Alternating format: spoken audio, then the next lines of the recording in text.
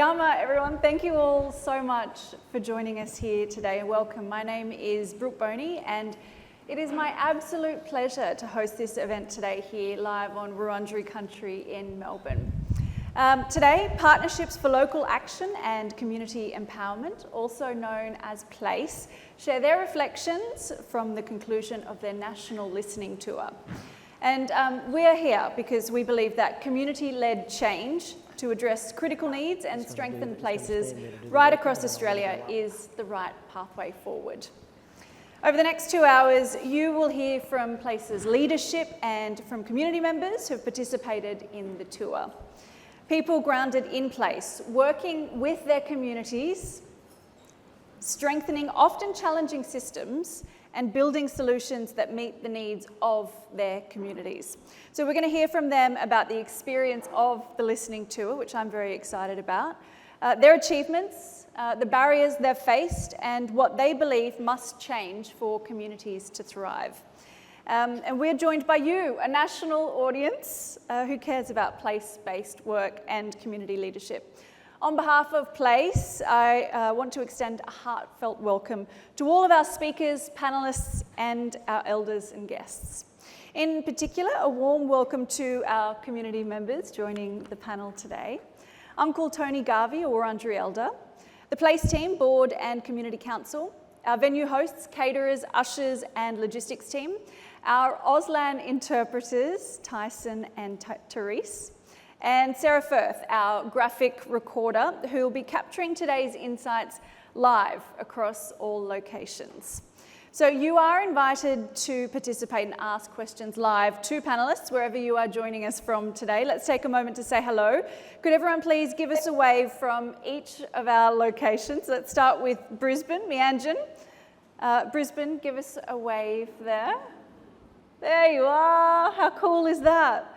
Let's go to Bulla now at Perth. Good morning to you over on the west coast. There they are. Good morning. Thanks for joining us bright and early. Naarm, Melbourne. That's us. Here we are. And to everyone online, thank you all so much for joining. And in particular recognition to everyone who was intending to be in person today in Sydney, but who are now joining us all online due to the storms. We hope that you are safe, that you're well, and that you're warm as well. Now, to begin properly, it is my absolute privilege to invite Uncle Tony Garvey to the stage to deliver a welcome to country. Come.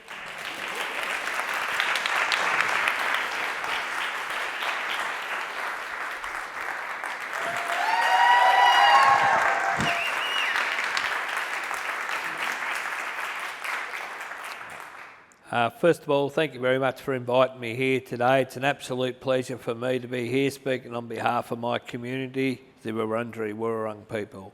I'll start the event off by saying Wominjeka Wamidjika to everyone. Wominjeka Wamidjika in the Wurundjeri Wurrung language means welcome. So welcome to all Indigenous and non-Indigenous people here today. I'd also just like to say I'm very proud and honoured to be here today, standing tall for my people once again, like I have done for 36 years, and I will continue to do so for the rights of our own country. My great-grandfather was the last Nurringita for Wurundjeri. Nurringita in the Wurundjeri Wurrung language means last head tribesman leading our mob out on the mission at Corandurk, where I live today with my family. He took over from my great-great-uncle. My great-great-uncle was King Barak. King Barak was our fearless leader that took on the government for land rights in the 1800s, right up till 1903 when he passed. My great-grandfather took over leadership from Wurundjeri from 1903 and led our mob right up till 1924, when the mission was closed due to colonisation and being forced out into the white community. The Wurundjeri people, they are also a part of the Kulin Nation. So Kulin means man. In the Kulin Nation, we had our 5 language groups. We had the Wadawurrung to the west, the Coorong, who were the westerly neighbours to the Wadawurrung, Tanarong to the northeast, Bunurong to the southwest, and the Wurrung of Wurundjeri territory that we stand on here today. The Wurundjeri lies within the cities of Melbourne. It extends from the mountains of the Great Dividing Range, south of the Burrarung to the Mordialloc Creek, west to the Werribee River, and east to Mount Baw. The Wurundjeri people, they have a social totem. It is Bunjil the eagle. Bunjil represented spiritual powers throughout many parts of Australia. Bunjil taught all the laws about life, behaviour and ceremonies to make sure that our culture would continue for all walks of life throughout Australia. So Bunjil was referred to as the creator of mankind. Bunjil created great people from the land, and that is why we call the land our mother, or the mother of creation. Never can the land be taken away. The land will always belong to Aboriginal people, as we are part of the land and the land is part of us. Our story is similar to the European people. Theirs is by their chosen faith, ours is by the dream time. We both have creators and beliefs, and ours is Bunjil. It is a traditional custom of the Australian Aboriginal communities to be asked and to give permission for people to enter their lands. And today you have now joined with me to honour the spirits of my ancestors, past, present and merging, who have nurtured these lands for over 60,000 years. And we, as the owners of the lands, offer a heartily welcome to the lands and hope that together as citizens of this beautiful country, we can build, develop and unite stronger nations for all peoples. I'll close in the Wurrung language, which is Wumajika, Wimajika, Wurundjeri, Balak, Yemen, Kumbibik, which means you're most welcome to the lands of the Wurundjeri people. I'd like to thank you all for having me here today. It's been an absolute pleasure, and I hope to see you guys soon. How about a round of applause for the traditional owners? Woo! Come on! Thank you.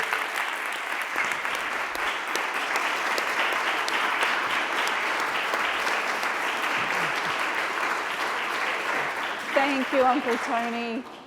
Thank you, Uncle Tony. Very, very well said. And I'd like to acknowledge Wurundjeri country as well as a Gamilaroi woman.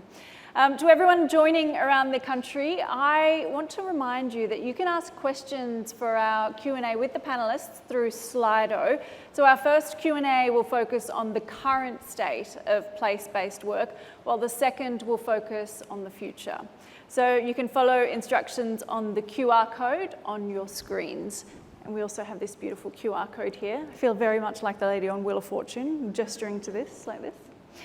Okay, now I would like to welcome Dr. Luke Craven, CEO of Place. I'd also like to welcome Sean Gordon, Chair of the Board of Place, who was going to join us from Sydney. You were nearly stuck up in Sydney as well, same as me, but luckily we're both here today. So Sean and Luke, Place has been under development for many years and finally launched in September last year. Could you please explain to our national audience why Place was established, what it will do, and why you chose to deliver a national listening tour as the first order of business before you even had a team? Yeah, thanks, Brooke. And I might take a first swing at some of those questions and then pass to Sean, who I feel like I've been doing a double act with now for 12 weeks on the road. We basically know each other well enough, Sean, now that I know what you're going to say, so I can steal the good bits before you have a chance to. But hello to everyone in the room today, to those in Perth and in Brisbane, and to the many of you joining us online. This is a really exciting day for Place, and in many ways a milestone in our journey that, as Brooke mentioned, has been many years in the making. Place is an idea that always came from community leadership and recognised that communities across the country, hundreds of communities across the country, are leading change in their own communities and trying to shift national systems, which are not always very hospitable to the kind of work that communities are doing in areas as diverse as climate resilience, early years, employment, net zero transition, child protection, and the list goes on. And many years ago, about 4 or 5 years ago, a number of people, some of whom are listening in today, kind of had this idea, what would it look like to create a national support system that could be a connector for those communities, to connect communities to each other so that they could share learnings, they could share opportunities, they could do advocacy at the national level in a way that they hadn't been able to before. And what would it look like to connect communities up from the grassroots level to state government and up into national level policy conversations? And Places really, in the spirit of those aspirations, has been created as a national centre or a national support system to do that work, and to really focus on how we enable and accelerate workforce, how we enable and accelerate progress around research and evidence and data, and how we lean into the shared challenges and opportunities that communities are experiencing across the country. When you hear one challenge in a place like Derby, as we'll hear from Rowena today, most often those challenges aren't dissimilar from something that's happening in Darebin, here in Melbourne, or in Ceduna in the far west of South Australia. And there's a real opportunity in a national centre like Place to identify where those shared challenges exist and try and shift the needle by innovating at the national level or at the state level. Maybe quickly to the second question, Brooke, before I hand to Sean. Why a listening tour?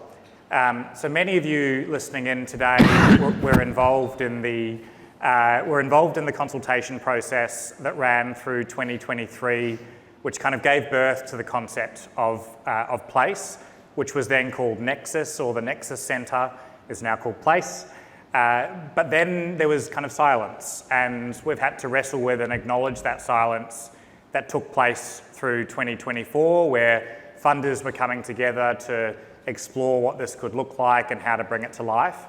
And in the first kind of 6 months of operating, we really wanted to re-engage with the people with whom this idea was generated by, communities across the country, and think about how we could engage in a listening tour or a community roadshow that spoke really deeply to the values that we wanted to embody as an organisation. And that really is starting with community perspective and experience, recognising that we as a national institution need to be accountable to community and practitioners that are on the coalface of this work across the country, and also recognising that we don't know everything about what is an incredibly diverse sector across the country and an incredibly diverse set of experiences. And so back in February, we had this bold idea, what would it look like to do a listening tour to really mark the establishment of Place? That was when Sarah Fortuna is in the audience. It was just her and I and Sean. And we've suddenly gone from 2 to 15 people over the course of the last 5 months. But we thought, what would it look like to have a listening tour? Maybe 40 communities will put up their hands. Maybe we could, feasibly visit 12 or 15 communities in the space of a couple of weeks. And then when we put that test balloon up, 200 communities responded and said, actually, we would love to have you come and visit and experience what place-based work looks like in our community. And we've had the privilege to visit 53 of those over the last 12 weeks. And I think today is a kind of a moment to reflect on all of those lessons, to kind of explore what that means at a national level, and to hear from some of the people that were involved in that tour. So maybe over to you, Sean. Did he take all of the good answers, Sean? He did. But I'd too like to acknowledge Tony and thank him for that very exuberant welcome to country. It was good. It was really good to see the energy put in and the excitement coming from that. I'd also like to bring greetings from my people, the Wankamara and Barkindji people, and acknowledge my fellow panel members and all of you here today. I guess the question I ask myself constantly, especially as we've travelled around, and I got to attend most of the community visits. I think I visited a bit over 30 plus communities as a part of the 50 community listening tour. And in doing that, I continually ask the question, are we winning? And are we winning in this space of trying to address the significant disparity gaps that exist between Indigenous and non-Indigenous people? Are we winning in trying to solve the complex challenges of our kids being removed from families at exorbitant numbers, that we're that we're just not able to come up with real solutions about it? Are we winning when it comes to the high incarceration of Australian people right now, not just Indigenous people, but people across the board? And then I start to think about what are the cost of those things. And the cost of, the 48,000 kids in out-of-home care at the moment, and something I'm passionate about because I come through that system, I know that system and I understand what that system is about. The cost of incarcerating people, and I send my heartfelt condolences out to the families in WA at the moment who've experienced significant loss of your young kids being incarcerated and brutally mistreated within those systems to the point that they've taken their own life. That's not winning. That tells us that there is something seriously wrong with the way in which we're engaging within this space about place-based development. And so for me, I've been doing this work for almost 2 decades now, being the CEO of a local Aboriginal Land Council for 10 years, leading the Empowered Communities leadership group from its inception to 2019 for 7 years, and I've been a part of the place journey as the independent chair for the establishment of the co-design work through Nexus, to now being the chair of Place. And for me, the opportunity of Place for me is accepting that what we've been doing isn't working. And if it isn't working, then we must try something different. And the something different for me is Place.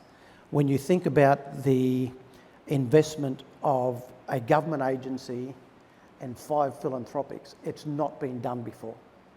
So that in itself is something different in this space.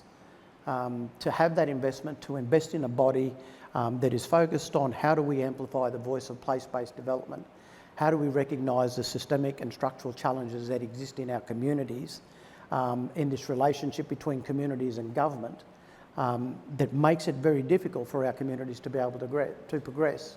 When we think about the cyclical funding of programs based on election cycles, that is a broken system that locks people into 3 to 4 year cycles at state and territory levels, that doesn't give you the long-term investment needed to drive real change and real solutions within this space. How do we get governments to commit to 10-year investment cycles and beyond that, so that we're able to then give stability to our communities to be able to then drive the change that's needed to ensure that we're able to address these very complex challenges that exist. And it can't be acceptable that 48,000 of our kids, Australian kids, right now are in the out-of-home care system. That can't be acceptable to anyone. But the cost of running that system, there must be better ways in which we can invest early. And so not only am I excited by Place, I'm also excited by IDAC and the opportunity of IDAC and Place to be able to work together to convince government that structural change is needed, that systems reform must be the priority if we are going to ensure that we're going to get better outcomes for our communities and people across the board. And so for me, Brooke, I think the real excitement comes that we've done the listening tour. We clearly understand what the community's needs are, but we also understand the passion and the commitment and determination of people on the ground working under all of those constraints and lots of constraints, not knowing as to whether or not you're going to get refunded, not knowing when that funding is going to come in to be able to continue to do the work that you do, but they still turn up, they still do the work. And that for me demonstrates the commitment of those people and those communities doing place-based work, because they don't just accept that things are the way they are. And so I'm quite excited that we've been able to land at this point. And really, for me, the next phase of work is where the rubber hits the road and we actually do the heavy lifting. We've not got to that point yet, but the heavy lifting starts when we start to have those hard conversations with governments at all levels to challenge them on how we reform their systems and their way of doing business to shift it in favour of communities and the way in which communities do business. So I'm very excited by what the future might look like, but also accept that it is going to be hard work. Yeah, absolutely. Well, I'm excited to hear from everyone today. As you can tell already, this is going to be a conversation full of passion, and it's going to be really lovely. I'm looking forward to this. So thank you so much to Sean and Luke for welcoming us to Place. We are going to hear from you again shortly. Now, to our audience, please don't forget to submit your questions and to vote for questions as well via Slido. So questions will close towards the end of the next panel discussion. All right, so now I would like to welcome to the conversation on place-based work and community leadership some of our other panellists. Let's welcome Daniel Daylight, who's joining us from Mount Druitt, New South Wales. Karyn Walsh, joining us from Brisbane, Queensland. Joselle Griffin, joining us from Brighton, Tasmania. And Rowena Mouda, joining us from Derby in WA. Whoa. Big round of applause. Okay, so let's begin this conversation by grounding in place and people. So tell me who you are, where you're from, and how you would define your community. I'm Joselle Griffin. I'm from Brighton, down in beautiful Druitt, Tasmania. I live in one of the most beautiful communities full of amazing, courageous, passionate people who turn up every day to make positive changes. If you look at us, we kind of topple the nasty indexes that we don't like to talk about, because we know that people are just a number or a percentage on someone's radar. So we prefer to think of our strengths and our ability to get stuff done. That is such a wonderful way of thinking of it. And I think sometimes when you do have those, statistics that we don't like to talk about, almost in equal measure, there's people who are strong and inspirational, who work so incredibly hard to try to overcome it. It's really wonderful to see. Rowena, what about you? Good afternoon, everybody. My name is Rowena. I'm here representing Hunger Group Women's in Derby. I'm currently the CEO. For those who don't know where Derby is in the West Kimberley region of Western Australia, and it is the home of the Nyigana people, neighbouring with the Warawa people, and is home to many different languages that now call Derby home. For me, working, what is my role in community shape, and I speak for community and for the country, it's important that I understand the community I live and work in. I understand the connection between everybody that is connected to that place and for what reasons they are there, to be able to then better provide a service to the families and community we represent.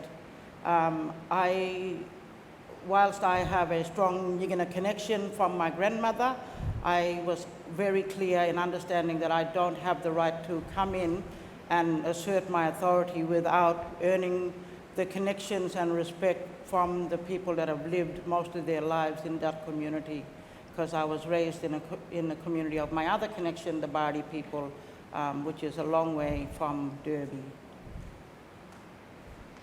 Beautiful, I love that. Thank you, Rowena. Daniel, what about you? Who do you represent? What's your community all about? Well, first, Daniel Daylight. I'm a Gamilaroi man as well. My family's from up near Tamworth in New South Wales, but I've grown up down in Sydney on Darug land my life, but also going into the Gadigal land, and I now work with the Mount Druitt community on Darug country, so Western Sydney. The Mount Druitt community is multicultural. Being in Western Sydney, it's multicultural of people across the world, but also Aboriginal communities across Australia. We have people in Mount Druitt they call Mount Druitt home and have called it home for generations, but who have connections to Bree, to Burke, to WA, like from all over the place. So that's the Mount Druitt community, and it's a I'd say Mount Druitt's a staunch place, is how I'd describe Mount Druitt, and it's the median age is 20. We have thousands of Aboriginal young people who are really stepping in and stepping up to kind of lead the change that they want for Mount Druitt, but for all young blackfellas around the country. Oh, that's so wonderful to hear. Karyn, where are you from? And tell us a little bit about your community and what's going on there. Thank you. I'd firstly just like to acknowledge the Aboriginal and Torres Strait Islander people on panel participating in the audience all over Australia, and just pay my respects to your wisdom, your patience, and I think as part of my community I've benefited from 40 years of working alongside other people who have been forming and working in organisations. I'm the CEO of Micah Projects, which is a pretty diverse organisation, and I'm in Brisbane at West End. I have lived in West End and worked in West End for 30-something years, and I've worked in the community sector for nearly 45 years. So I think that it isn't one thing for me. Community is multiple dynamics every day. It's who I have coffee with, it's who I live in the street with, it's who I work with, and it's the people that we see desperately living in parks, on footpaths, outside our office, or living in motels due to homelessness or domestic violence or inequality. And it's certainly the disproportionate number of First Nations people who are living in disadvantage that I meet every day and see every day. So, but I also know so many wonderful people who support our work and who created us as an organisation many years ago as community, and I think place and community are sort of two sides of the same coin maybe, but we've just got multiple communities of advantage and disadvantage. Being a capital city, there's a lot of disconnection and there's a lot of connection, but it's how we sort of have that dynamic together, and people can have a voice about their own life. As the more disadvantaged people are, the more that is something that they miss or miss out on. Even if they get the opportunity, they often don't get the solution that they've asked for. But I've had the privilege of working with some great groups of people who have been very passionate about democracy and seeing the political process as something they need to participate in order to be heard, valued, and to see change. And I suppose the patience that comes with that, because you don't often see the change you want, but still good things can happen from it. So. Yeah, absolutely. I can't wait to tap into that a little bit more. But Daniel, I wanted to ask you, so you said the median age is 20 in Mount Druitt. What have you learned from the young people and families that you work with in Mount Druitt that policymakers might miss when they're thinking about the area? Yeah, so we, about 5 years ago, started working on a process called Mountie Yarns. Some of you might be aware of that, where we spoke to over 100 young people involved in the criminal justice system about what their solutions and what their issues are that they have in their community. What I would say is that, to answer that question, is policymakers nearly miss everything. And what the main thing is that they criminalise our connections. So they criminalise our connections. We talk about place and community. They criminalise our connections to country and to family. And so for us and the young people we've worked with, is we're trying to, instead of taking our young people and our families and separating from those supports that exist and that are cultural and that, we've relied on for all the time that we've been here in this country, that we've actually got to try and support those things because that's innate to our culture. Often with policymakers, they want to fund cultural activities, and for them that's painting and dancing, and they don't understand that the main tenets of our culture is country, is family, is our communities. So I think that that's what they miss. Our culture is, and I think most people in the room who work with young people can say, is our cheat code into engaging young people. Yet the policymakers limit what they view is our culture. So yes. No, sorry, continue. No, you go. I was going to say, so you think that there's a gap then between the symbolic understanding of culture and, you know, the lived experience of it, which is kind of more about place? Yeah, because I think that that's the whole, the system itself and policymakers are risk adverse. And so they want to do the safest things possible. And so connecting a young person to their country and connecting a young person to their family they may have been removed from, that's a lot more risky than it is to have a person watch NITV or to attend an NAIDOC activity, which is often what the system's classes putting in the cultural plans for young people. So I think that from working with the young people and their families, we've been able to really shape what we want to do in Mount Druitt because it's what they want to do, and we're having great success with that. Yeah, that's really nuanced. Thank you for that perspective. Karyn, so you've worked in complex systems for decades. What is it about place that keeps you connected rather than programs? Because I imagine over that 30 years in the West End and 45 years, you know, working in the sector, that you would have seen, I mean, however many programs in that time. How do you keep the thread sort of running through the work that you're doing? Well, basically, I think it's about our humanity and how we treat each other respectfully and equally, and we accept that the status quo needs to change, like racism, sexism, poverty. All these things are real. They're not a figment of anyone's imagination. So we've got to focus on people. Program's just a means to an end, really. Hopefully. Sometimes it's the wrong end. But then you need to learn to give them up.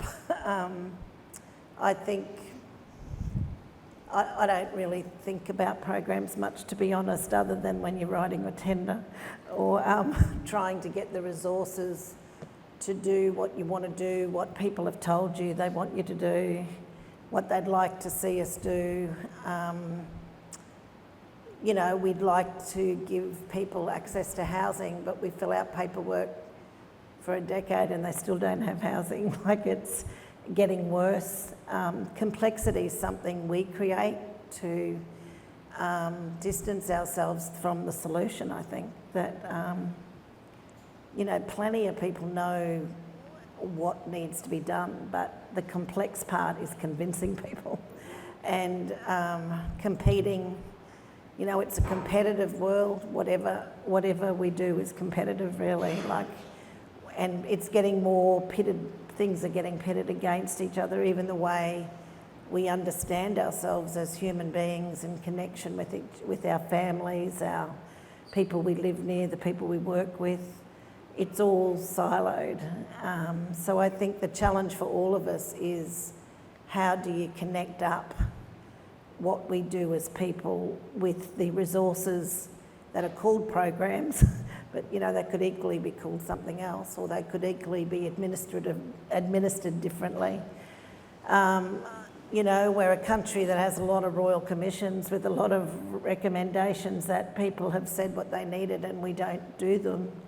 I think those barriers really need to be fought for, you know, broken down, and people I worry often with the work we do that we don't want to give people false hope, but often what they ask for isn't what they get when they've given years of their time telling their experience, telling their reality, and then the program comes out and it's completely different. and they're not getting any of the benefit of it as employees even. You know, people can't grasp how can you participate in a program once it's funded from when it wasn't funded, which, you know, any of us that are in community organisations would know that many of our organisations started by a group of people having a good idea and being passionate about doing something in their local community. And it was a lot more bottom-up years ago, and then it became top-down as the amount of money and investment grew and how that money is accounted for or goes through all the budgetary processes. So I think there's a lot we could reflect on about how we could make people the heart of it, and when people are saying, this is what we want to do in Brisbane or even in the north of the river or south of the river or wherever we are, that we could really make that the starting point, and then how do the resources let that blossom and grow and be something. There's just too many rules and too many labels, like a customer, a consumer, a citizen, lived experience, or a professional, like all these labels that disconnect, rather than how do we actually just work together, accept diversity as real, and accept that it's not the way it should be, that things are not the way we say they are, that people are really not experiencing the same thing. There's a lot of inequity, a lot of poverty, and a lot of discrimination. So I think, to sort of summarise what you've said, it's about having, you know, a bit more local autonomy that allows for, you know, people's humanity and differences, but within sort of like a national framework, or, you know, nationally resourced framework, I think, sort of most importantly. Is that what you see as sort of the key to that disconnect? yeah, and I think there's lots of examples where that's worked, and then it's been changed, but there's you know, we're not short of ideas and we're not short of evidence really. We just choose to keep changing it and doing something new, and to not really accept we've got a massive problem that is intergenerational and isn't shifting. I mean, First Nations, Aboriginal and Torres Strait Islander leaders in terms of closing the gap is such a great example, but there are multiple examples. Yeah. Yeah, we've got more recommendations than you could poke a stick at, I reckon. Joselle, I want to go to you now. Can you share how your lived experience influences your advocacy and work in Brighton? I take my lived experience into my work every single day. I grew up in my community, so I witnessed growing up as a young person. As I said, you know, we top a lot of those indexes, so lots of services would come in and offer programs for limited times, and the funding had run out, and then they'd do another program, and all of those programs made people the problem. And we call them the fly in, fly out workers. I know that means something different up here, but they'd fly in at 9 and, well, drive in their white Govey cars and drive out at 5 p.m, and community was still there. And how that influences my work now is we know that community doesn't stop at 5. We know that our kids don't need, you know, they don't stop needing help at 5. We know things exist on the weekend, and so how I use my advocacy is to say, well, we need to turn up where people are. We need to go where community is. We need to listen to what they need us to be doing for them, with them, and it's not even to community, it's with and by community. They need to be the solutions to their answers. And I take, you know, growing up as a kid in Bridgewater and being the first person in my family to go to uni and having amazing opportunities to come to not even ever leave community, but to actually, I mean, we talk about, you know, shining a light on what's strong in community, and I have a very strong community that has amazing, as I said, amazing talents and gifts. And so advocacy for me is showing the programs and the people and the services that want to fix us. Actually, you know what, we have the answers. You just need to listen to what we are doing together, and that if we focus on people and focus on what they're saying and listen, but listening is only ever half of the thing. We actually need to act. So all those closing the gap things, it's great to have them. Act on them. Let's do some action all across. Every time that we identify that, you know, community has answers, that's how I bring my advocacy, is that we act on what people say. Yeah, you walk the talk. Yeah, Yeah, absolutely. It's really important. Rowena, how does your role with community shape how you speak for country and community? You mentioned before your, having that authority instilled in you because of the way that you interact with community. Can you share a bit more about that? Yeah, look, I was raised in a small community with a population of 350 people. We're 50 years old now. Our school will celebrate 50 years this year. And we originated from the islands. And therefore, when you're raised and when you're brought into a tribe of island people, you're dependent on your limited resource, so you have to be innovative in your thinking, in your living. And the role of men in the community, the role of women, and the role of children was embedded in us. And so I come from this strong community of people that was determined to have the right place and the right things for me and the children of my age and that were removed from the island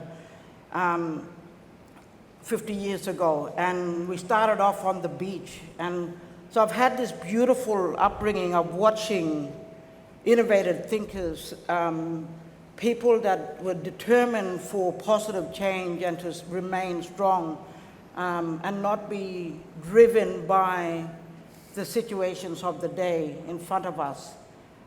So when you bring that into one's life, and as a young adult then, you've been given the right tools to start off with very little in a hard environment, but determined to make the best opportunities become a reality. So I carry that in the work I've done in community development for the last 30 odd years now.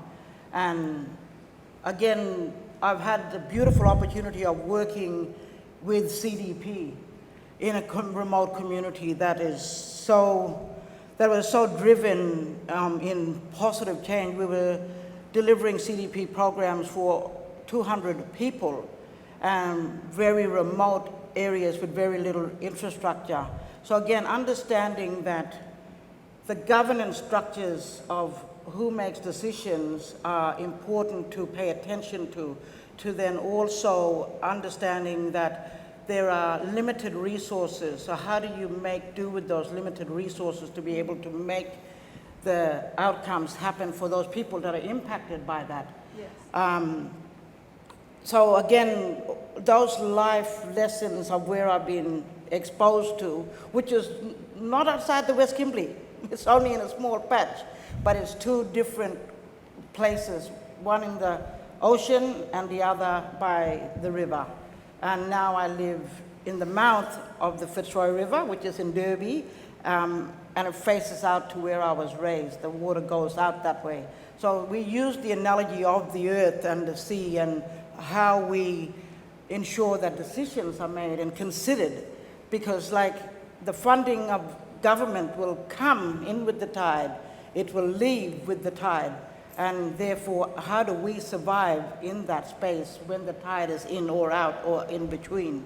And for us as Aboriginal people, and for me, I understand that it's important that, again, how I speak, how I look at opportunities, how I ensure that I'm listening so that it is the right way forward, it really determines. I have to go back within within to what I was raised with.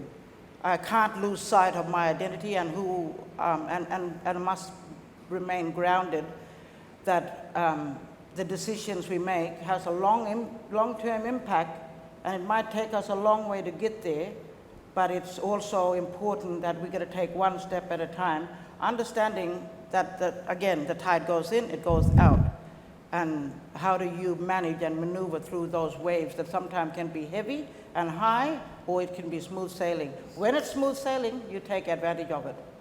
And you take it to the levels that it's best for the people that you are working and servicing. I hope that answers the question. It answers it a little bit too beautifully. I don't think I've ever heard policy shifts being described so poetically, Rowena. It's lovely. I think we got a sense there about what place-based work sort of means to you all individually. And I want to touch on the listening tour. So you hosted parts of the listening tour. What was the experience like for you? For me, it was absolutely amazing to, first of all, the whole process, like Place offering out invitations for us to invite them in. So we thought about, wow, that's a really, we're doing some amazing work down in Brighton. There's amazing community initiatives that are happening and really changing the lives of people day to day. We wanted to show that off, but not just to show it off, but to celebrate, because they are our wins.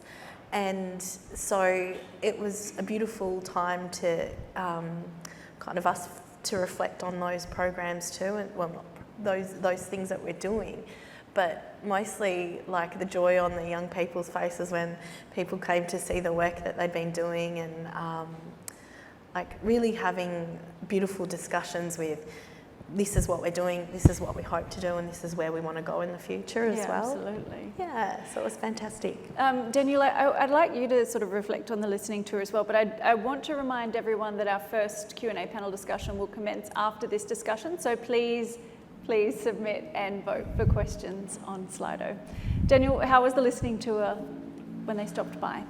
Yeah, it was good. Sorry, I went real loud there. It was good. It's hard to remember because just you're so busy day to day in doing the community work. But I think the Place visited 2 different places in Mount Druitt. So they visited us and the Together in 2770, which is another group of organisations that's working together in Mount Druitt. It's always good to have conversations and, like we're saying, that lead to things. Hopefully, I was listening to your description of the funding, and I had my own image, and for us in Mount Druitt it's more like the funding comes in on trucks down a motorway and just gets dropped off at these huge NGOs warehouses. Yeah. So for us that work in community, it's important that that people and influential people actually come and sit with community, and we bypass some of those structures that exist that just profit off our disadvantage, and don't actually put the power back into us. For me, I grew up, my mum worked at Redfern Aboriginal Medical Service, and I'm the chair of the Redfern Aboriginal Medical Service now, and so I grew up in community control and self-determination. And I think some of these things are new words, but they fit in with our culture because this is what we've been pushing for years. That most of the change for us has happened around kitchen tables or campfires. And when I say that change, I mean that started in Aboriginal community controlled health services that have spread across the country, started in Aboriginal legal services, which then helped to start, services that whitefellas now use too. So I think in these ways, place-based has always been our work because we have those traditional responsibilities and roles that are given to us in a place-based sense. So that it's very, just in general, you care more about people that you're close to. Everyone can say that. And so what happens is all the decisions currently are made at this level up here where no one up there has ever set foot in Mount Druitt or in Derby or any other place, you know. So if we can start bringing that decision making closer to those kitchen tables or those campfires, which is what Place was doing by coming to us in our communities, and we didn't have to travel down to a big conference. I think if we keep doing things like that, then we can actually start making some change. Yeah, absolutely. Rowena, for you to host the listening tour in Derby, I'd like you to reflect on what Place's accountability to community should look like in practice. What do you think that looks like going forward? Look, in Derby, we had Place visit us, and they visited 2 projects. One was what we call the Good Life Project, which is a partnership between Nanga Group Women's, Imamangura Aboriginal Corporation, and Anglicare.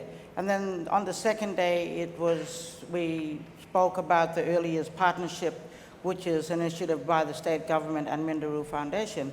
And we talked to, and so we shared the Good Life is, again, place-based, looking at initiatives to how do we support people, communities on the ground to live the best life possible with what they have in front of them.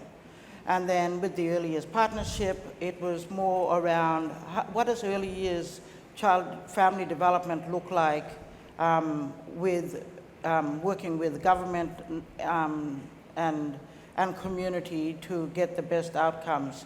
I think for Place, what's important that when the team came to visit, and it was important that you listen to our stories and our vision and our aspirations to make these changes happen, and changes that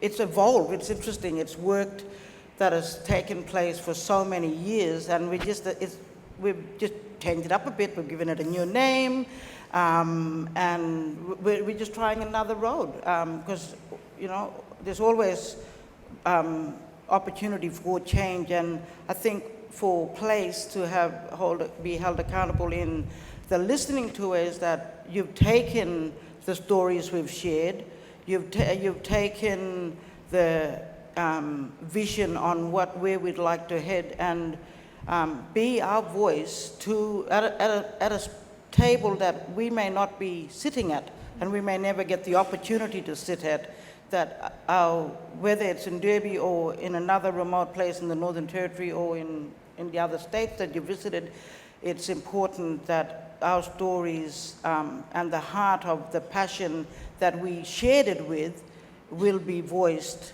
to the people that have the ability to make those policy and system changes and have opportunity with the investment, capital investment possibly that or operational investment that can make those goals and aspirations become real for us.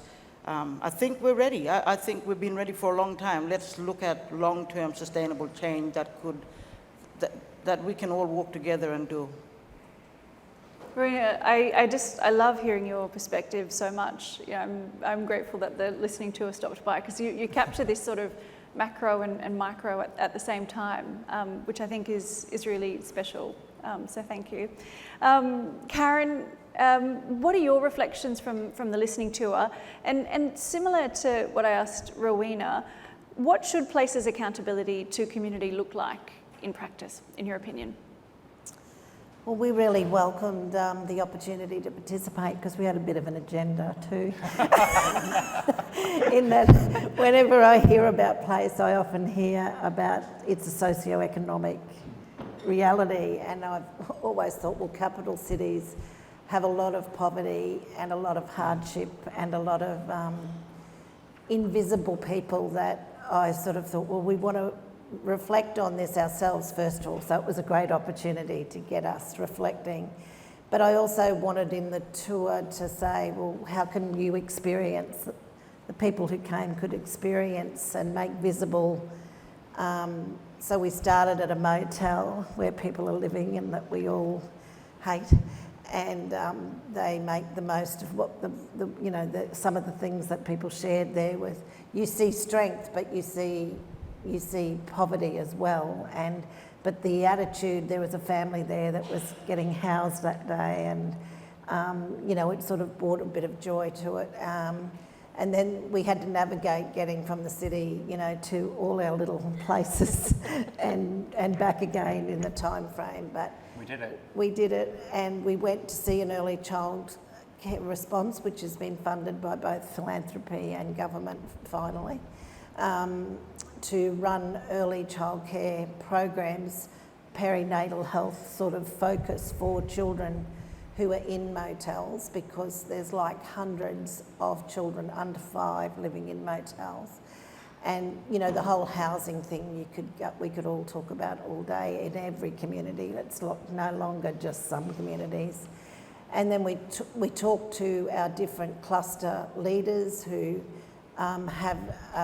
we really focus on, we've got to respond to this crisis, but we'd love to prevent it. And people are working on what are some preventative strategies. Domestic violence, the team there about how do we, get more integration to protect people, but also not lose their agency in women being able to make choices and decisions about how they want to manage their safety. And at the end of the day, we were able to really look at how data plays a role, because we have a community-owned sort of data team called Zero, which some people might know from other places, and how that tells a story, because it's not just the experience, it's also, the numbers, and it's not just the percentage of the population, because capital cities will never show, they'll be invisible in the percentage of people who are living. But when you say, what's that percentage in numbers, it's still thousands of people. So I think for us, we're interested in the idea of an ecosystem for people. It's not one thing, it's not us. We don't do anything by ourselves.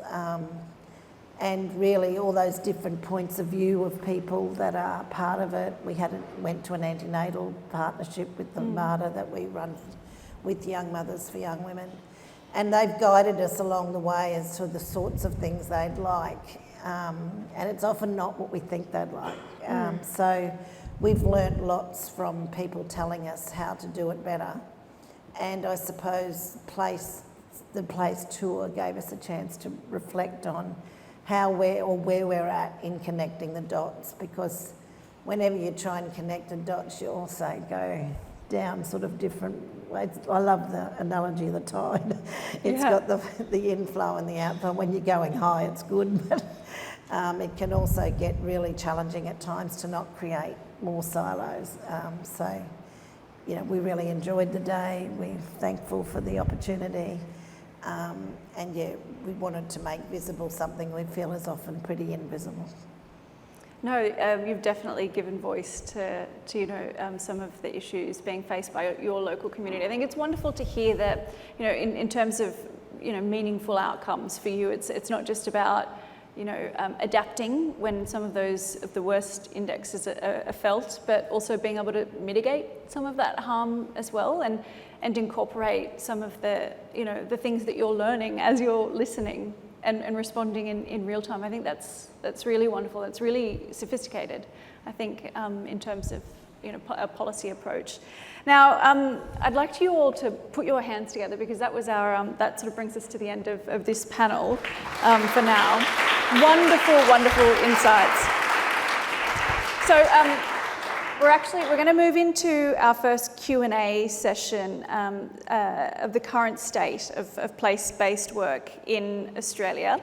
And for that, I am going to invite Sean and Luke to contribute as well. So we're going to go through all of the questions now. So just excuse me for a second while I have a look at these. So there has been so much promising place-based work. It still seems to depend on individuals. Did the tour see examples of it being embedded into systems? Luke, why don't we start with you? Yeah, and I hear the truth in that question, but I also hear the other side of it, which is, you have a set of individuals on stage telling a story, but every single one of us is embedded in a network of strong leaders that many of them lead in different ways and would be uncomfortable sitting up here on the stage, but the work that each of us do is impossible without them. So I think there are two sides to that. My other reflection would be there are incredible networks of place-based work emerging across the country, and Early Years Partnership is one example of that, which is a partnership between the Western Australian State Government and the Minderoo Foundation. And what that partnership, particularly the government part of that, enables is some of the structural change at the state-based level and increasingly into those national government systems as well. That's true with examples represented in the room here, and I know elsewhere, participating today through networks like Empowered Communities and the Stronger Places, Stronger People initiative as well. So I think individual leadership is absolutely important. This work is very relational. It's still important to do advocacy one-on-one, and so much of that is sadly who you know and who trusts you and which doors you can open and which tables you can sit at.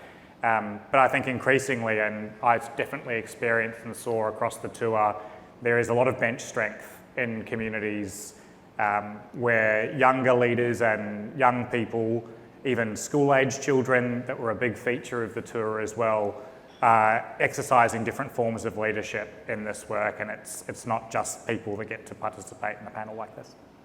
We're going to switch over to Perth for their questions shortly, but just to give our IT team enough time to sort of catch up as we move through the questions. Sean, I wanted to ask you this question specifically as well, because I know you would have seen a lot of this in communities, as have I, that so much of this work is built around heroic individuals, but eventually those heroes, they might burn out. So how do you embed that passion and that response into a system? Yeah, look, I think what we've been able to achieve successfully right across the country is the establishment of strong organisations. Now, whether they're Aboriginal community controlled organisations or whether they're non-Aboriginal, not-for-profit organisations, we've established these organisations that provide particular services. The challenge is, and this is one of the opportunities of place, is, and what I've observed through the visits, is that we did become the vehicle or the catalyst to bring those structures together, or those organisations together. And just as we're asking and advocating for reform on government side, we also have to accept that there needs to be reform on the community side. And so we talk about government silos, and we mirror those silos. We have the health department, so we set up health organisations, the education department, we set up education organisations, housing and so on. Regrettably, our communities operate the exact same way. And so we set up these siloed structures that interact then with government at state and federal levels. If we're going to truly drive change at a local level, we have to look at structures as to how do we break those silos down at a community level where we're collectively coming together to drive positive change for the individuals that we're providing a service to. And that's hard work. Whether we like that or not, bringing people together is easy when there's a crisis. We all respond well to a crisis. But keeping people together to be able to work towards positive change and positive reform, and even collective advocacy is much harder work. And that takes a dedicated commitment from a group of organisations and individuals to be able to say, we need to think about how do we do something different. And one thing that you can do different is collectively look at how you come together as communities to be able to respond to those complex challenges that exist. And so if we're expecting government to do that, we should also expect that of ourselves as we're working through this process. That's not going to be easy. The challenge on the government side, and a term that was messaged to me in a conversation with a government agency, was the concept, and I'd never heard the term before, but it was the paradox of supplementary investment, in that education aren't going to invest in things that are specific to health because that's health's responsibility. I think that's just not acceptable. That if a child has a need and a part of them having a health assessment is required to improve their education, then that's a whole of government responsibility. We can't pigeonhole it in departments and say we can't do that because you need to go over and see this group or this department over here to be able to fix that one issue. And that's the system. Unfortunately, that we're in. And so I was quite excited that Place brought people together. The challenge is, how do we keep those people together collectively at a community level, because your voice is stronger together. Your advocacy is stronger when you're advocating as a collective community to government to say these are the needs of our community as a collective. This is how we choose as a community to address those needs through these organisations. So it doesn't mean that you lose your individual autonomy as organisations. It just means that you're collectively advocating to government to address the needs. Because the reality we've got to accept in this space is that communities have all of the need and governments have all of the resources. How do you connect those with the resources up to those with the needs? And that, I think, is the opportunity of Place, is to try and look at how do we strengthen the relationship between communities and government, but how do we also bring collective groups together to respond as collective groups rather than as individual groups. The real fear I have right now, Brooke, is that we've created industries based on disadvantage, and those industries have become very siloed, very competitive, and unfortunately we're not creating impact. We're not shifting the dial in regards to addressing disadvantage. And I think, Karyn, you nailed that in your response, is we have to shift the dial. We have to create impact, and we can't do that as individuals, as individual people. We can't do that as individual organisations. We can only do that as collective groups, and that is the challenge.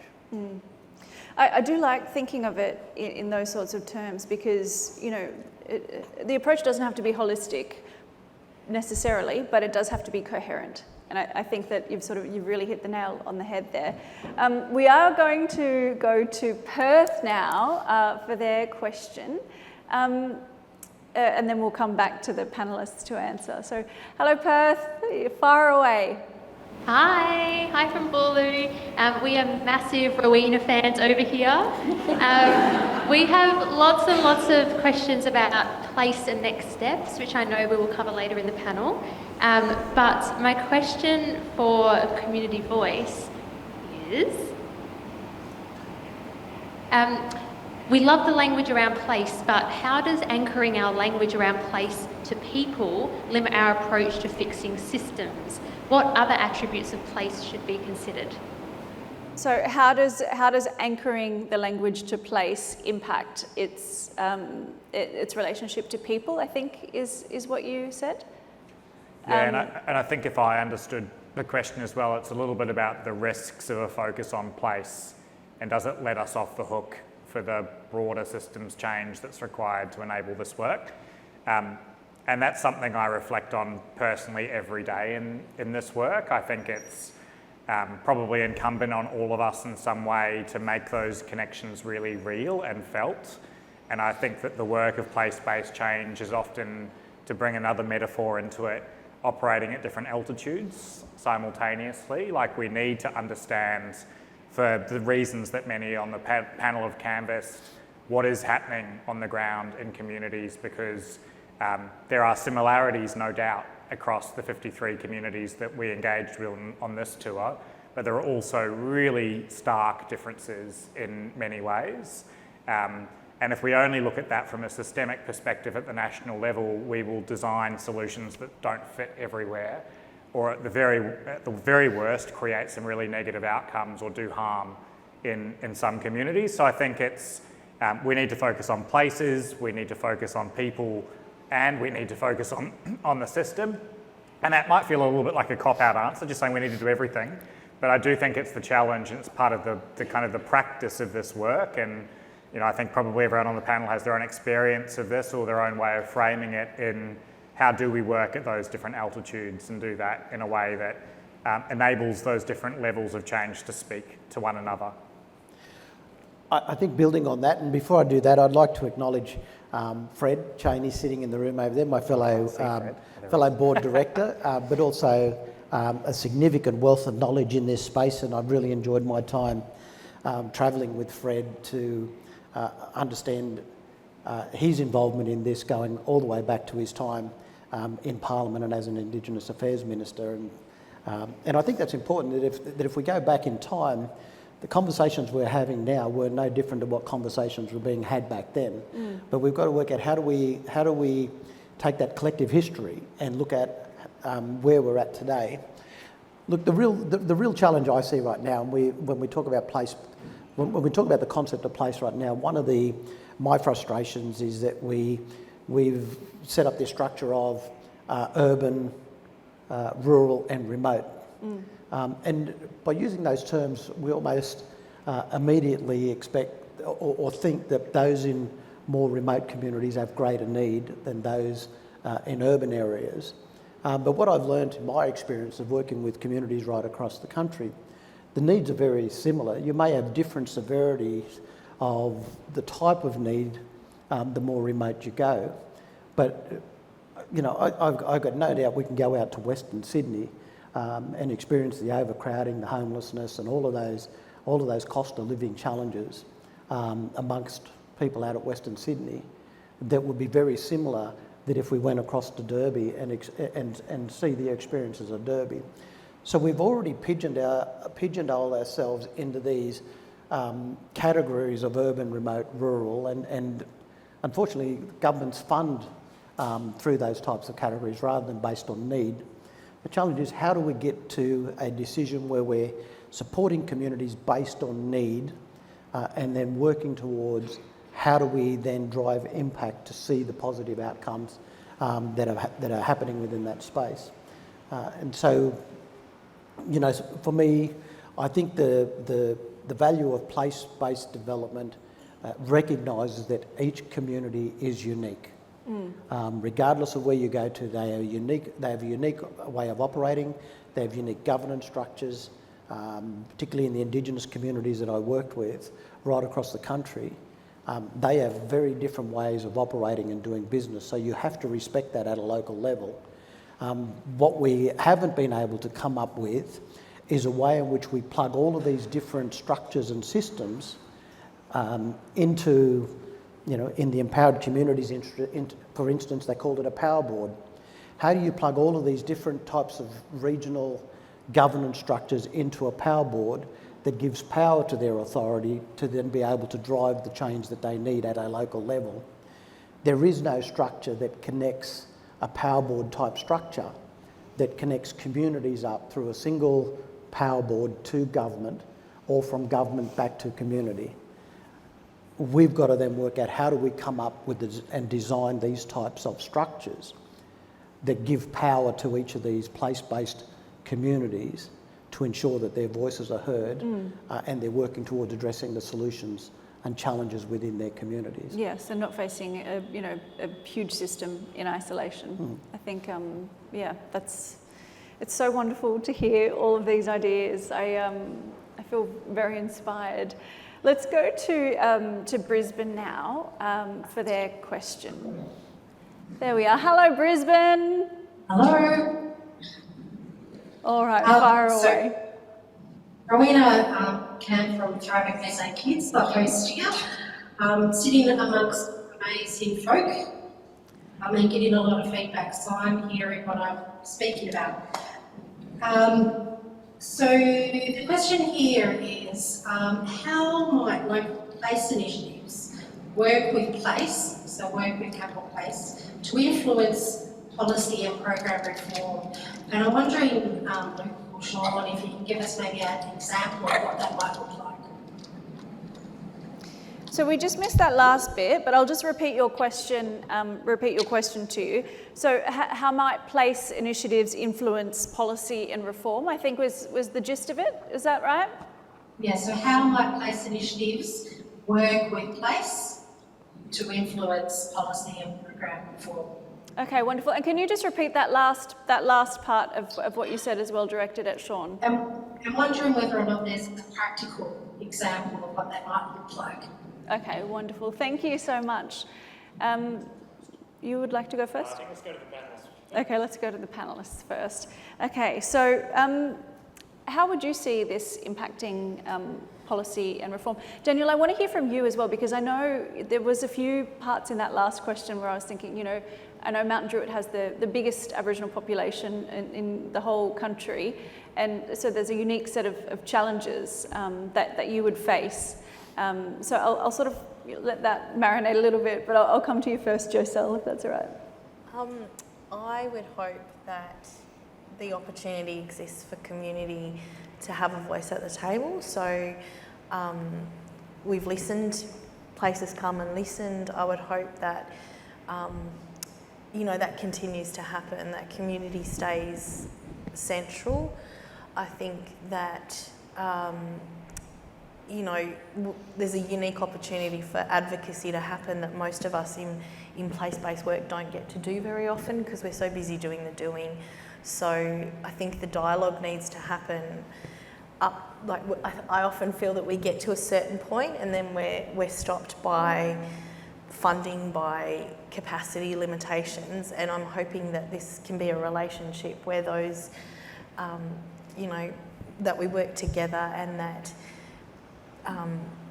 that advocacy can happen at higher levels in a way that hasn't been seen before, because it is a national program that is going to exist and have information fed in from all of the initiatives that are occurring across, because there's a lot of beautiful knowledge out there. There's a lot of amazing knowledge up here, and people are doing this work. So it's about, taking the lessons that are happening in place, amplifying those, finding out what the commonalities are, creating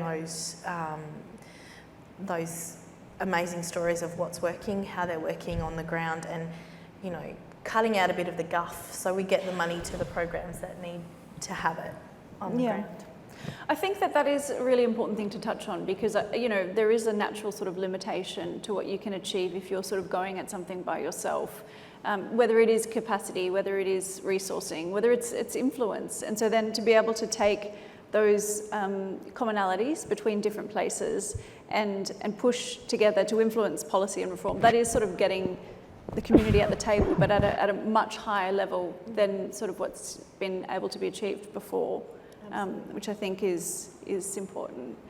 All right, let's tap into Mount Druitt. I'll try my best to talk about the last two. So I think for us, and just in all my experiences, we're always looking, or the government especially is always looking for like a panacea. They're always looking for, okay, this is the one idea that's going to change everything. And I think the advantage of place supporting communities on the ground is, even though we do have those same issues that Sean was touching on, the solution in Mount Druitt will look different to the solution in Derby, or in Tassie, or all around the country, even in Redfern, which is just the other side of Sydney from us. So I think that what we need to do is really have that back in, because I'm sure everyone here has probably been there, where a politician walks in and says, well, tell me the 3 things that you would want to do.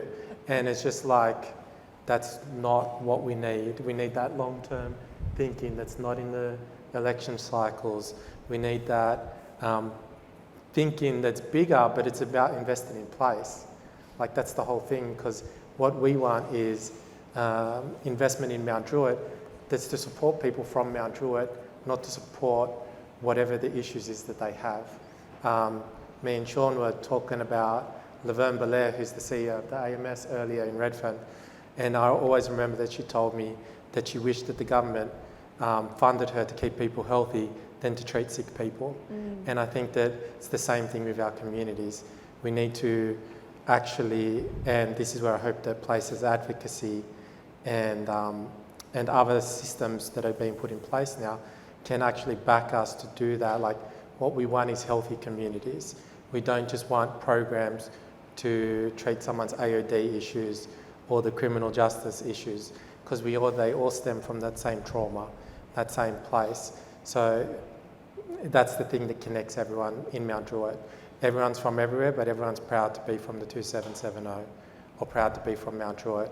And so by using that, we can, bring people together to a place where they can actually start getting healthy. And then once you get the people healthy, that's when the community will be healthy.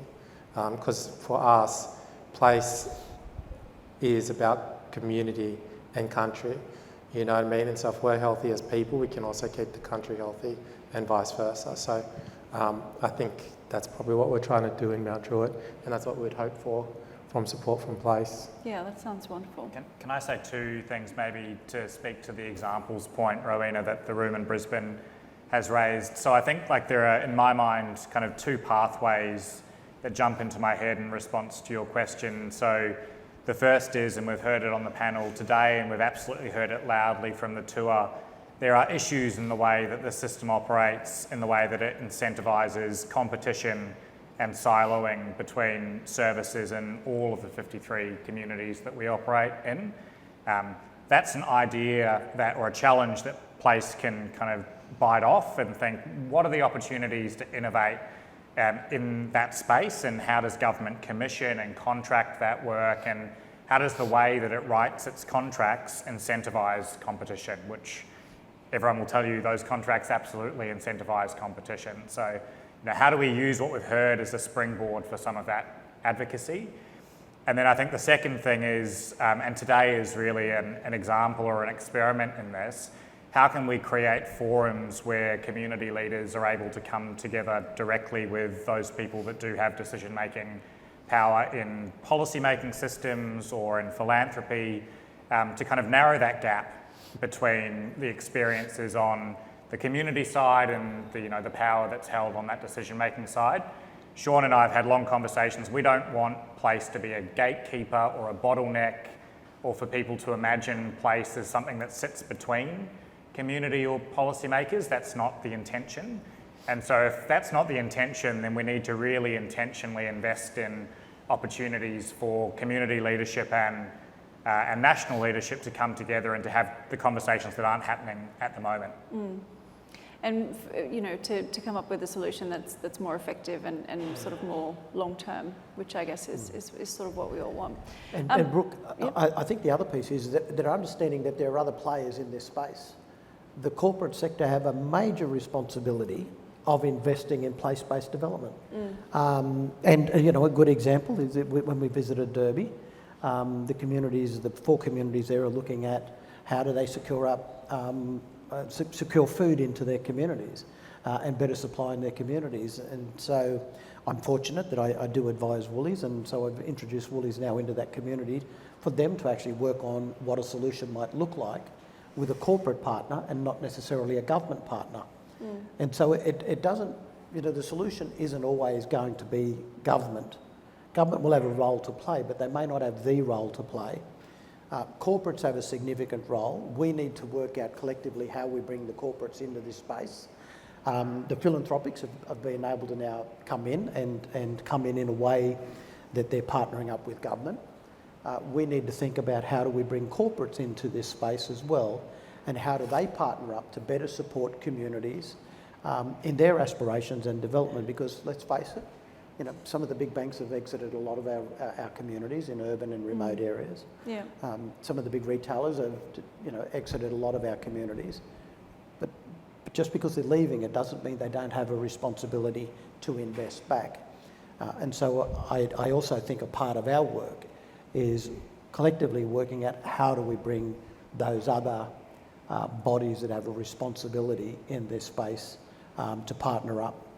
Yes. And like I said, Derby is one small example of where I think Woolies can help them solve a problem that government weren't able to. And so hopefully that introduction will allow them to develop a solution based on their needs.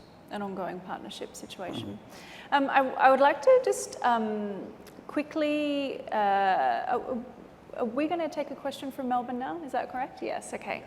I was like, wait, we are in Melbourne. You have to excuse me because I've been in like 5 different cities in the past 2 days. And so I had a moment there where I thought, wait, where am I? Okay, so we're going to show everyone online, our beautiful Melbourne audience here. And we're going to ask a question live from the audience here. Hello, live from audience here. My name's Karyn. I am asking the question on behalf of Melbourne. The top comment or top question we have is, it's great to hear about policy and politics needing to change. Does place also have a role in influencing how philanthropy needs to change for local communities?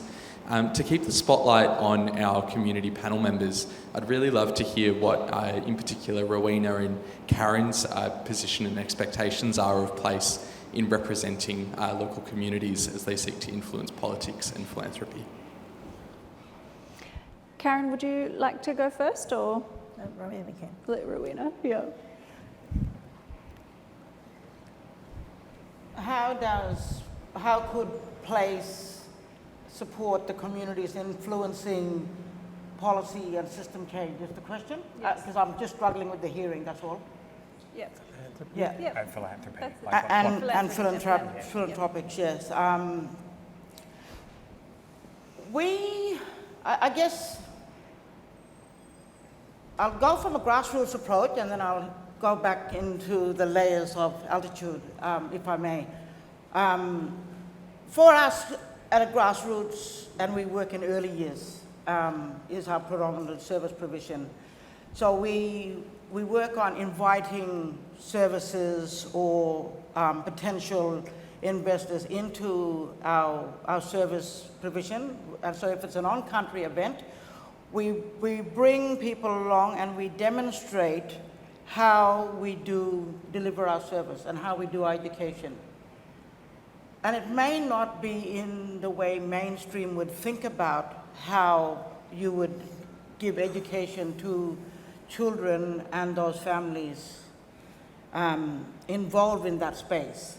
And therefore, when we think about how place could work with a community such as ours or a corporate sector or philanthropics, we would envisage that they would come to the table with us and we would look at, okay, well, what are the policies we're bound by? What are the systems we're bound by and restricted or we have to be governed by?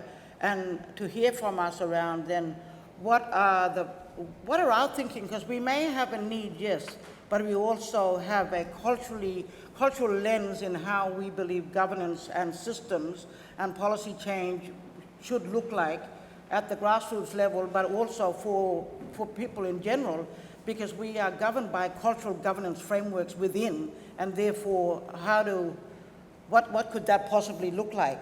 And I think, and that's a challenge in itself, because the thinking for corporate or for philanthropic may be different to us as a community, but we should be allowed to have those conversations and look at possible solutions on how we could take a proposal of policy change or system change to the decision makers to then have it embedded into our national frameworks. So, for example, if it's an early years policy change or in frameworks, what does the cultural diversity look like within that for change? If it's around food security, what does that look like around providing a safe space where we can grow and on-country our own produce so that we can then harvest without the red tape of the example of in the East Kimberley there's agriculture. Those products are then trucked down south and then brought back up and sold, as an example. How do we change those policies around a direct relationship with the local markets or retail outlets, as an example? I think that's where we need to start taking these real conversations too, around systems and policy change. And there's a number of things you could elaborate on, whether it is around health, education. I gave an example of education and probably retail, food security, but that's across the sectors. It's across a number of things that we need to be thinking about. Some of these things have not been changed.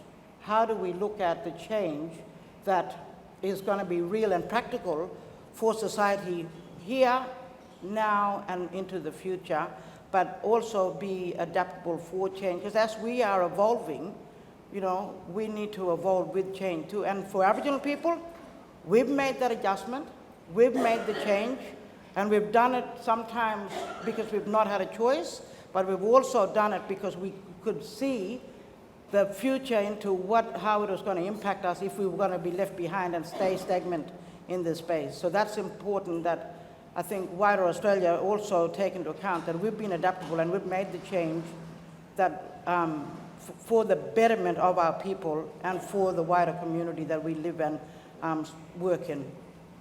It is so wonderful to have the insight of all of you panellists, because you do bring that sort of really real world practical experience and couch it in, you know, in the political or the policy space, which I think that's what's sort of really missing from the broader sort of national framework and discussions around it. Karyn, what's your reflection on where philanthropy and the other parts intersect? Well, we don't need another bureaucracy.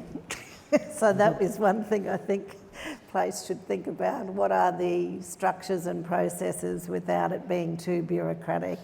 And I'm not being unreal that we need process and we need it, but oftentimes these ideas can end up in being another bureaucracy that people feel they can't participate in. And I think that's a challenge for place.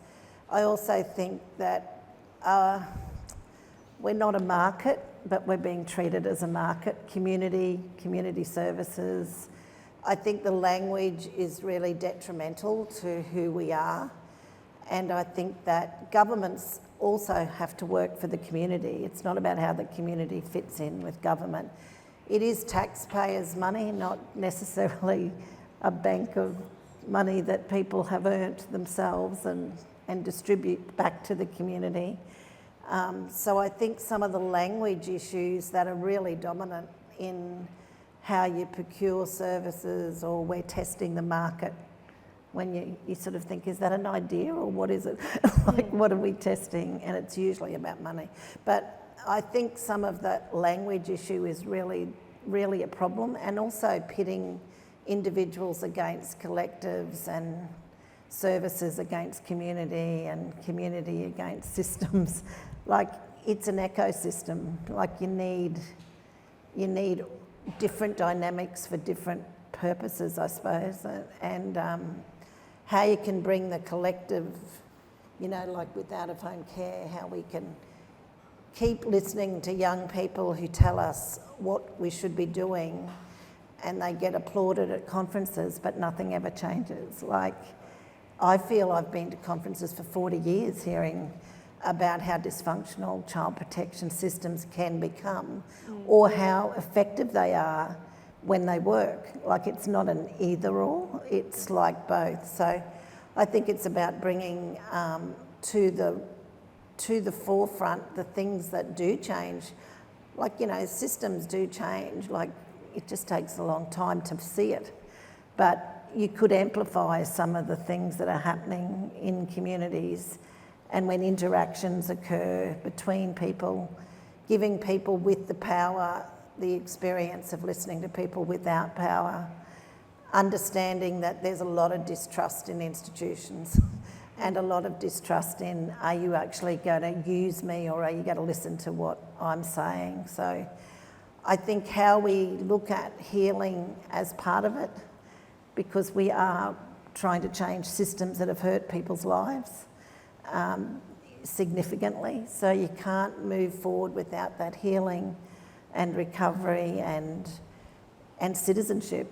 So I think language is something that we've lost with it all becoming market driven, and we don't want to be too corporate, we don't want to be saying that process and accountability and all those things aren't important. Of course they're important, but do we have to throw everything out in order to use this language that is really alienating to communities? I love how the humanness of your work comes through in every single one of your answers. It's really, it's so lovely to hear that that's, you know, the centre of your work, and then it sort of builds out from there as the experience of the people who are the most affected. Okay, so I'd like to just go through some place report highlights. Now, for that, Sean, I'd like to start with you. So you visited many of the stops on the listening tour nationally. What can you share about the insights identified in the listening tour report that is now publicly available, and what do you expect will be done next? The time counter's going. Well, I think the big challenge is how do we shift away from short-term and rigid funding cycles. Grants arrive late, end early and rarely align with the realities of life on the ground. So that's something we've definitely got to work through. Then there's issues of compliance over care. So red tape, relentless reporting obligations mean that staff and volunteers spend more time ticking boxes than working with people. And continual. If you're spending more time on the administration of running programs and services and less on the people, then that clearly tells you that something is wrong structurally with the way in which we're dealing with funding and having to acquit funding. And underpinning so much of the work is being done is invisible labour. What I have found through this experience of going out on the listening tour is the amount of people that are volunteering their time to invest in their community, to uplift their community, and we've seen one community that's created that's revived the community economically through volunteering as a way of sustaining and ensuring that their place within their community is sustained for them into the long-term future. The services remain fragmented and siloed. As I said, that's just not government, but that's also within communities. How do we break down those silos and how do we collectively come together to respond? And the other big one is the lack of meaningful consultation. And so I think we've got to look at how do we improve our engagement and ensure that we're responding to the needs of communities and not responding to the needs of what's attracting the headlines at the moment. So for me, that's important. And the last thing for me, I think, is understanding that I believe we're in the game of hope. And it's hope that the future is going to be better than the past. And for us, it's working out how do we then, through our services, through our programs, through our relationships, work to ensure that we're giving hope to those people that they will have a better future than their recent past. There you go. You wrapped it up even quicker than you thought, Luke. Saved me some time. Can I get you to reflect on what's next now that the listening tour's all done? Yeah, thanks Brooke, and thanks to everyone for listening along. And I know it has been a chunky session.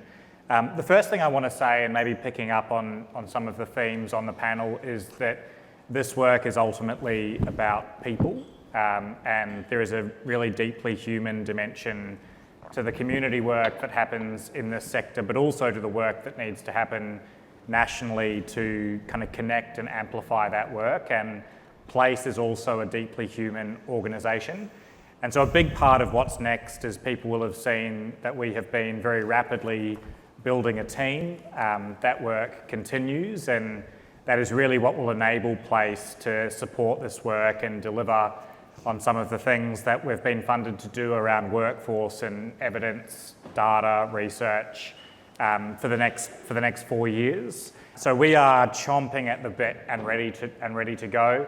I said to the team, and this is a boring funding thing, but we all experience it, our funding cycle operates on a financial year basis from the 1st of July to 30 June. So we are the second day into a year of delivery, and today, in terms of this event, really does mark a big transition for us out of establishment and into being active and present and connected and hungry to support the work that communities are doing across the country. We will be distributing a lot of comms very shortly on some of the priority work that we're doing, delivering some frameworks and tools and case studies and resources that we've heard are desperately needed on various different stops on the listening tour. Things like, what does good community governance look like? And what are the different models? Do I have to have an incorporated not-for-profit? What about an association? What are the different governance requirements? What does that mean for how I generate funding? These are really deep questions that people struggle with and that there aren't that many resources around. We're going to start working on some of those challenges that I mentioned around commissioning and contracting of services and how we can find some opportunities to experiment with what different commissioning models might look like in different parts of the country. And we have a commitment in that work, and for those in Brisbane, please do try and tackle Andrew over coffee and cake later to talk more about this. A real deep commitment to working out loud in that work. There's been some conversation already on the panel today about what does it mean for place to be accountable to community. And a big part of that for me is that we can't have events like this and then run away and be silent for 6 months. And then people go, what the heck is Place working on? Like, where is that stuff that Luke spoke about on a panel? So we're going to be quite engaged in sharing back our progress, what we're learning, what's going well, what's not, where there are other opportunities for people to be engaged in that work. And I think we really see some opportunities, and I think echoing what we've heard today in this kind of advocacy space, and really joining up what's working across the country, but also some of the real challenges about the systems that don't enable this work, that we all know don't enable this work, many of which my intuition is can be shifted with some energy and some collective effort and some people power. I'm going to go slightly off script, Brooke, and just use a couple of minutes to thank the team that have put this event together, because they took it out of Brooke's script. But a huge effort has gone into making today a reality. And I said to some people in framing today, this again is a bit of an experiment in how Place operates. It would have been very easy for us to do this event as a fairly dry and boring, everyone log on to Zoom webinar and have the same experience nationally, but that's not the kind of organisation we want to be. Having a live group here in Melbourne and 4 sites planned in in Sydney, Brisbane and Perth was not an easy undertaking, having the online audience, but we do want to be simultaneously grounded in the places that we're working in and supporting communities and national. And so this has been a big experiment today, and I think we'd love your reflections on what's worked and what's not, and how Place can take kind of the vision of being a national connecting and enabling body to scale. So I'll pass back to you. Thank you very much for those reflections. We've got about 10 minutes left, and so I'd like to hear from our guests here on some forward reflections. The listening tour is done. Place has a roadmap for its future. I would like to hear from our community members on their expectations of Place. So I'll just get you all to sort of briefly touch on what role do you see Place playing into the future as an enabler, a convener, a challenger, or something else? I think that Place has a place in all of those areas.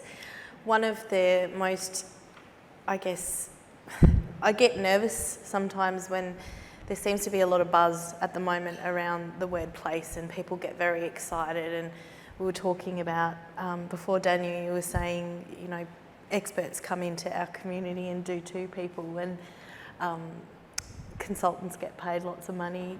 And I feel that there's a real opportunity for Place to actually,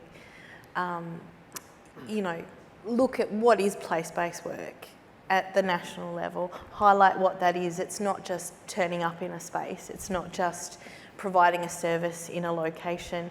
I went to a training once and it was, they were talking about being a place-based training because they turned up in my city, and I was like, no, that's not what place-based is. So I'm really excited about that knowledge getting out there and holding people accountable. I'm really excited about the understandings that place can bring to that space, because as a community worker, grassroots community worker, we compete with that a lot of the time about people coming in, doing to community and you know, as soon as the contract's over, going away.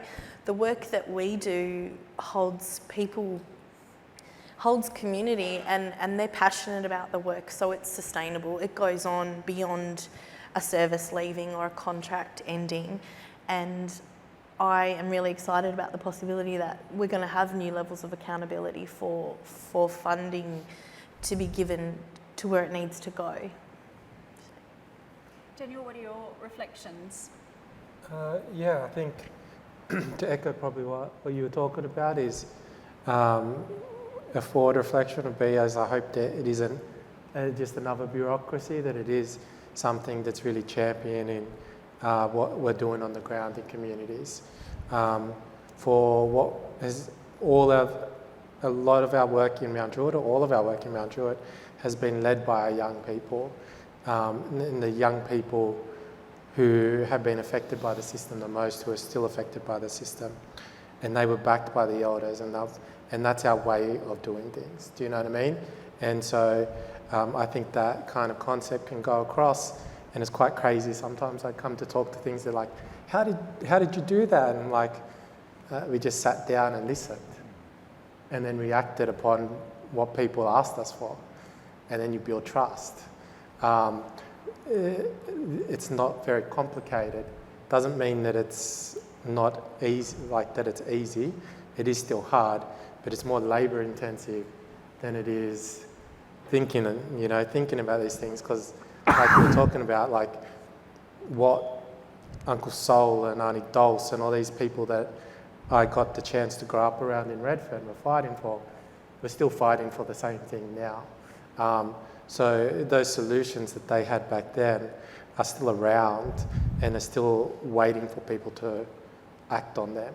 So I think that for us, and I understand place isn't just about Aboriginal communities, it's about everyone, but do you know what I mean? Like for us, I think it's a chance to have someone back us to really, help us in our community advocacy for the, bigger pieces of the pie. Rowena, what role do you see place taking on in the future? When I think about the role of place into the future, I think about those 4 priority areas that were identified and spoken and shared with us on your visit.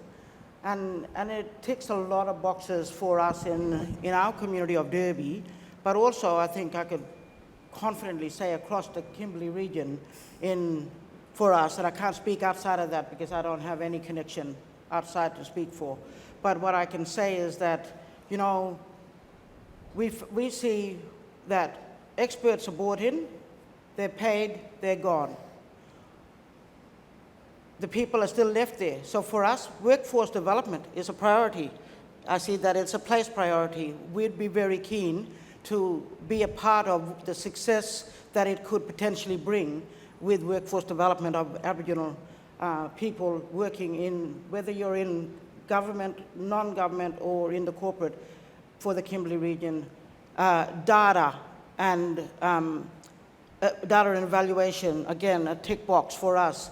We're working with what we have in front of us, and therefore we could be working in silo, where we could be tapping in to programs that already has been rolled out and been successful. How do we network, how do we partner up with organizations such as, like for Karyn, they've got a program in capturing data to understand the community they live in. So I see that as an opportunity. When we look at governance, I think about governance in a way, there's knowledge that has to be transferred. It's important that we're inclusive of that knowledge being transferred, and that then it is nurtured by the people that are receiving it. And therefore, that comes from the elders to the people like myself, and I have a responsibility then to teach it to the young people, like in your program, around the importance of providing the best governance structures for the people and communities we live in. That is so important. I would not be sitting here today if it wasn't for somebody taking the time to embed the information I've been stored with to be able to sit here. And we have a responsibility to pass that on to our young people. It is nice to see a young lady sitting in the room here. So that is so important. And then there's the one more priority, and around the policy. Policy is why we're here today. Like, we're thinking about, all right, well, what does policy look like? How can we be a part of the change for the right reasons? And I think this is a great opportunity that we can now participate in and have our voices tabled and shared around what does success look like. Success can look like whether you're in a not-for-profit organization or an Aboriginal organization. We have a responsibility to ensure that we're working for the betterment of our people. It goes back to the people. We're here because of people, and therefore having the right policies to be that where everyone is clear about, but not be restricted by it. I think it's important. We should not allow ourselves to be restricted. Where there's a will, there's a way. And I think we need to always remember that if we can't do it this way, how can we be creative to do it another way and still get the same result? And that's all I think I'd like to say. I think you've said so many wonderful things today. I reckon we've asked a lot of you all. It's been so wonderful to hear your reflections. Karyn, I want to hear from you finally, and for you to share with us the way you see place impacting your community going forward. I'd hope that we can have a shared learning framework or a way of learning together in Brisbane, and we can learn from what other people do in other places. I think that we shouldn't set the expectations too high. Come on. Well, you know. We're high expectation people. Well, yeah, but sometimes, you know, we all just get told we're doing the wrong thing. So I think we really got to focus on how you amplify the strengths. I think everyone has said that, and that there's a lot more good going on than people know, really. It's just we think we don't know about it, therefore it's not happening. Whereas there's a lot more little things that happen every day that do bring about some sort of change, even if it's only for one person. Our biggest problem is how we can change on scale. I don't have the answer to that because it takes years to get a good idea anyway. But it shouldn't be that way, and I don't know the answer at all. I just think that it is a learning process. It's not like someone coming in and saying this is something new. Everything that everyone's been doing is wrong. That kind of approach, which I don't think you're going to take, so I'm relieved by that.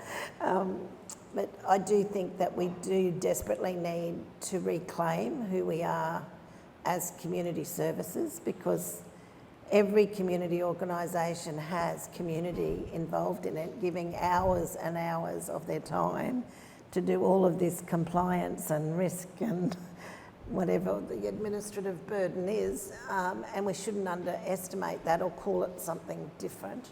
Like often, you know, governance can just go off on a world on its own, but it's really how you've got the foundations to do what you need to do is really regulated, and I think that's what's really hard for community to understand. I hear it all the time that, well, why do we have to do that? Like for example, we'd love to see more people in the workforce of community services who have had experiences like being in jail or child protection or any of these things, but yeah, then you come up with the blue card and the regulation and the, you know, we've got to somehow stop some of those road trains because we're missing out on people who have got enormous emotional intelligence, have got enormous insights into how the systems don't work, and how do we capture that in a very regulated industry I even hate the word industry. So I just think that how do we reclaim community in community services is something I really hope to see in the next few years. That is such a wonderful reflection. We unfortunately didn't get the chance to get to all of our questions today, but the Place team has recorded them all, and they are going to follow these up post-event. Now, just to recap, I've just written down notes from your reflections. I love reclaim community in community services. Contracts for care, not for cash, I think is such a beautiful way of thinking about, service delivery in communities. Listening to hear and listening to learn from within our communities, but also to learn from what people have to share externally as well. And lastly, sort of delivering work that is sustainable, consistent, and accountable. I think that they are all just wonderful reflections. Sean, did you? And just a final note on Place, and just in the words of an elder from up at Gullawinku with the Marthical Homelands, she simply said that homelands is a place. And so when we think about place, it's not just thinking about big urban centres, it's thinking about small homelands in communities as a place as well. So that one sentence stuck with me as we're thinking about place and what the future work is. That is a beautiful reflection. Thank you, Sean. So we're coming to the end of this incredibly rich Capstone event, and I'd like to take a moment to reflect, express gratitude, and to issue a small call to action as we each consider the path forward. Firstly, thank you to every community, to every person and every place that welcomed the Place team during the listening tour. Your openness, your stories, and your vision are what made this journey so impactful. And we've heard all about that today. So you shaped the insights that we've heard and the future direction that we are now all building together. A heartfelt thanks to Uncle Tony for grounding us and guiding us with the deep cultural wisdom he shared, and doing so with the generosity of spirit. To our incredible panellists, thank you for your insights, honesty, and the breadth of experience that you brought to today's conversation. To everyone who joined us, whether in the room here or on one of our satellite viewing parties, or tuning in from somewhere around the country because of the terrible weather that we're experiencing, your presence, questions, and curiosity made this a truly national gathering. To the Place team, the board, the Community Council, and of course the generous and visionary funders, Mindru Foundation, Paul Ramsay Foundation, the Bryan Foundation, Ian Potter Foundation, Düsseldorf Forum, and the Australian Government. This wouldn't have happened without your belief in community-led systems change. A special thanks to Sarah Firth, our graphic illustrator, who's been capturing the spirit and nuance of this work in ways that words often can't. And finally, a huge thank you to all of you here in the room with us and across the country who's walking the talk of community-led change. Whether you are working quietly behind the scenes or leading loudly from out in front, your work is only possible because, this work is only possible because of your energy and effort. Now I'm going to ask you all to check your email because the full Place listening tour report will be there, and it'll be on the Place website as well. To close out, can I please get a huge round of applause for everyone here on the